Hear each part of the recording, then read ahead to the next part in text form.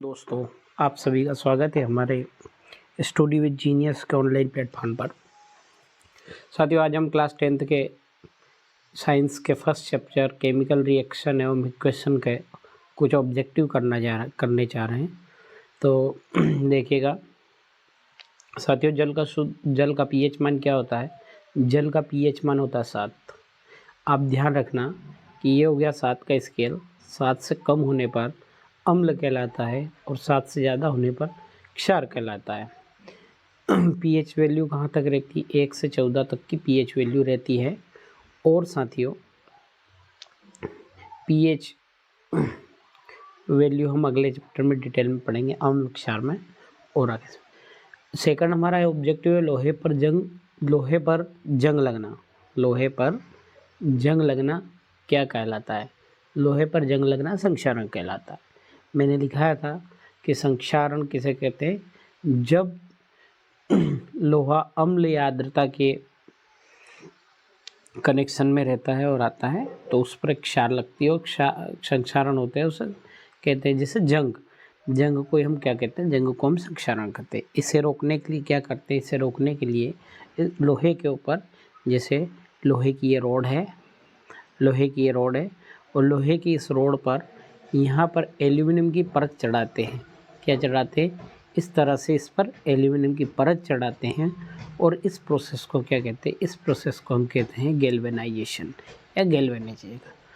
साथियों, ग्लूकोज हमने पढ़ा था, इसमें ग्लूकोज क्या है? ग्लूकोज का सूत्र क्या है? C6H12O6 है। C6H12O6 है। आपने देखा था कि जब ग्लूकोज को जब तोड़ते हैं तो किस तरह की अभिक्रिया होती है? उष्मा क्षेपीय अभिक्रिया होती है, क्योंकि इसमें ऊर्जा मुक्त होती है। अब आगे है हमारा नेक्स्ट है बिना बुझा चूना। बिना बुझे चूने का सूत्र है CaO और बुझे हुए चूनों का OH। तो इसका एक ट्रिक है और ट्रिक के थ्रू हमेशा याद रखेंगे कि H2O जल का सूत्र होता है, इसलिए जहाँ पर OH होगा वो होगा हमारा बुझा चूना, और जहाँ पर केवल O होगा तो वो क्या होगा? वो होगा हमारा बिना बुझा चूना। नेक्स्ट, वे अभिक्रियाएं जिनमें ऊर्जा उत्पन्न होती क्या होती है? ऊर्जा उत्पन्न होती है ऊष्माक्षेपी कहलाती है। जिनमें अवशोषित होती है वो ऊष्माशोषी कहलाती है। सिंपल सी बात, ऊष्मा अवशोषित होना, स आया, यहाँ पर भी सलजम आया और यहाँ पर भी सलजम आया, तो हम ऐसी ट्रिक से याद रखेंगे जो लंबे समय तक स से स, तो अवशोषित से शोषी अभिक्रिया।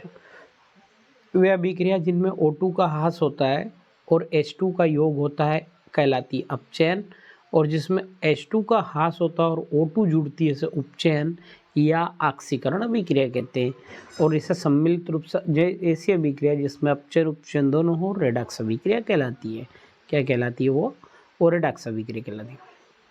नेक्स्ट है अभिक्रिया की दर की इकाई क्या है? मोल प्रति लीटर प्रति सेकंड अभिक्रिया की दर की इकाई होती है।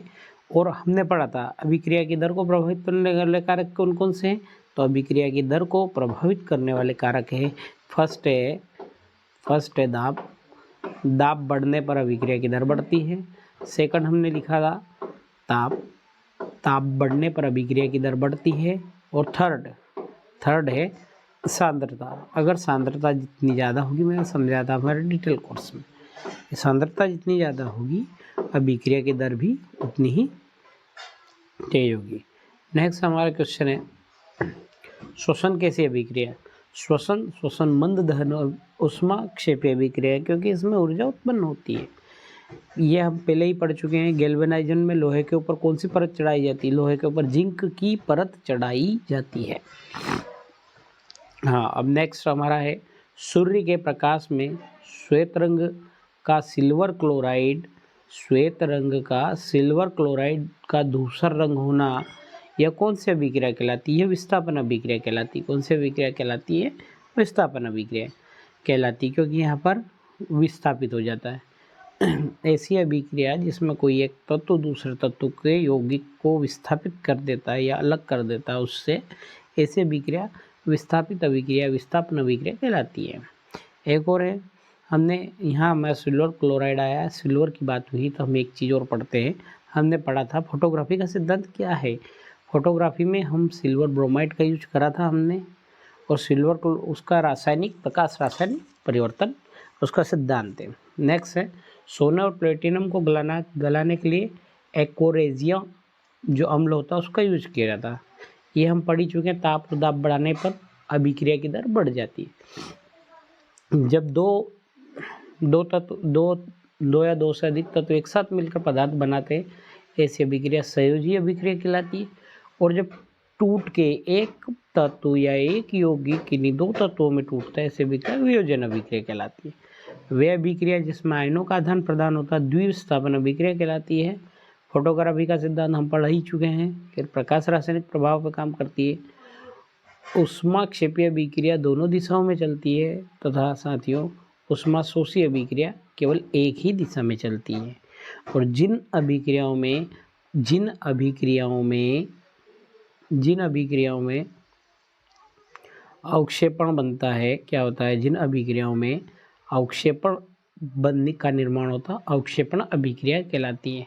कभी आपसे पूछ ले, ऐसे इंग्लिश में कहते हैं प्रिसिपिटेशन बनना। क्या बनना? प्रिसिपिटेशन बनना। कोई अभिक्रिया होती है उसमें कोई ठोस पदार्थ बन जाता है और बाकी पानी रह जाता है, तो ऐसी अभिक्रियाओं को कहते हैं अवक्षेपण अभिक्रिया। कौन सी अभिक्रिया? साथियों आज हमारा फर्स्ट यूनिट कंप्लीट होती है और डिटेल क्लास हमने ली है। और डिटेल क्लास के लिए आप हमारे स्टडी विद जीनियस 01 पर विजिट करें। धन्यवाद।